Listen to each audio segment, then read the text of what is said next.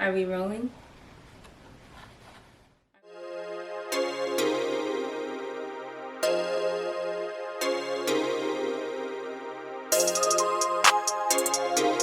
Hey guys, welcome to my channel. So this video is going to serve as a little bit about me, an introduction to my business, my vision, and some of what you can expect from this channel. So let me start from the beginning. Ever since I was a kid, I only had one dream in life. I wanted my own show on Animal Planet. I mean, I used to watch Crocodile Hunter, Jeff Corrin, David Attenborough. These men were my inspiration. They traveled the world and got to teach people about animals. I have never strayed away from this career choice. You know, kids will say growing up, oh, I want to be an astronaut, or oh, I want to be a fireman or a firewoman. And then eventually with life circumstances and parental influence, they end up majoring in accounting and getting a job in finance or something like that. But not me. I had a love so intense for animals, it was crazy. My mom even witnessed my intense love for animals. From having numerous amounts of pets, I mean, I don't know anyone who has had as many different types of pets as I have. From my volunteer efforts, I mean, one time my mom was driving on the interstate and I saw a random stray dog running up and down the highway. I literally got out of my mom's car, went across the highway just to try and rescue this dog. If that doesn't scream passion, I don't know what else does. Oh wait, yes I do. Parents.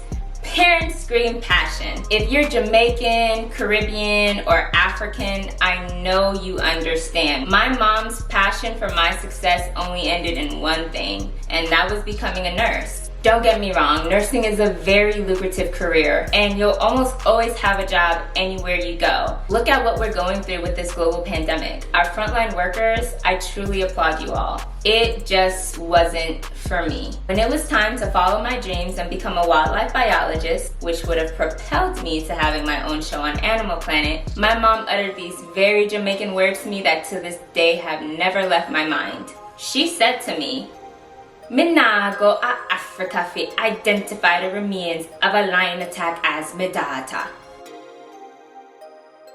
And that was it. I spent the first 2 years of my college life miserable as a nursing major. The 8 a.m. anatomy and physiology labs, the cadavers, the terminology. Anyway, towards the end of my sophomore year, I realized that as much as I love my mom and as much as I want to make her happy, this wasn't making me happy. I know many of you have probably heard that saying, if you love what you do, you'll never work a day in your life. And I honestly believe that. So one day I marched myself down to the career center at my university. I spoke to an academic advisor. I took a little assessment, and lo and behold, I was brought right back to the thing I said I wanted to do. Travel the world and take care of animals. But I would have had to sacrifice a couple more years of school, and some of my academic credits wouldn't have been able to transfer appropriately, and at the moment it just didn't seem like the most practical thing to do. Not that it would have been bad, it just didn't seem like the right thing at that time. After seeking some counsel, I discovered that my love for seeing the world,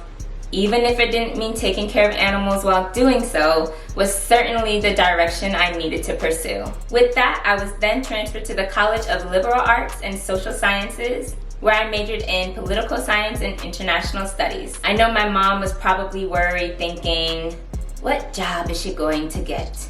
Who is she going to take care of herself? She gonna end up living with me for the rest of our life? I also had a secret talent under my belt. I was an exceptional writer. This really played to my advantage in college, and it aided me to be able to conduct my own independent research. While studying international studies, I became really interested in social injustice and cultures. Some of the classes I took were race and ethnicity, gender and politics, intro to anthropology. I even took a class called Death and Dying, and that was a really interesting course. I minored in Spanish, so I took Spanish classes like a class all about Colombia. I also took a class called Afro-Caribbean Cultures, which detailed the Black population of Latin America and the Spanish-speaking islands in the Caribbean. My love for culture brought me back to still wanting my own show educating people, just now wanting my own show on Travel Channel. But while there was my love for culture, there was my innate love for Black culture. I don't know if you know, but there's Black culture all over the world. And I felt as if, once again, I didn't have enough Black inspiration. My new inspiration in travel education were people like Joshua Gates from Expedition Unknown or Andrew Zimmern from Bizarre Foods. And very similar to my inspirations from Animal Planet, these were all white men. Where was the estrogen, the melanin, the color? I didn't see that on TV. It wasn't until the end of 2017 that Travel Channel got their first female African-American host on her own show. Kelly Edwards and her show Mysterious Islands was pivotal for the game. But mind you, that was just 3 years ago. So I felt as if I needed to step in, and I was drawn to start now, encouraging a generation of Black explorers. And although Dora the Explorer is a person of color, her representation just isn't enough. I want more Black and brown children to look into their avenues abroad, not just for leisure and vacations, but for exposure and experience and career choices. From being an international banker and embarking on international trade, to being a traveling trophy concierge or teaching children in Japan and China how to speak English. There are opportunities out there for us. Don't let the lack of seeing it deter you from being it. Did you know that only 5% of college students who do study abroad are Black students? How can we change that? Of course, with this pandemic, the immediate future of travel is uncertain. But once we beat this and we're able to get back out there, I hope to incentivize Black travel. I don't want to dish out my plans just yet. Just know I'm working on some things to get us out there. Forming an interest while they're young and influencing a generation of Black travelers. You can expect 2 types of videos from my channel. There will be my vlogs that will be shot at home, and they'll talk about some research I'm working on or any particular topic going on at the moment. Then there will be my episodes, which will feature actual content that I gather and create while traveling. So if you guys can just bear with me in the interim, because COVID is no joke, there's going to be a little deviation from what I had planned to be publishing, but it's nothing we can't bounce back from. I have some amazing things in store for us.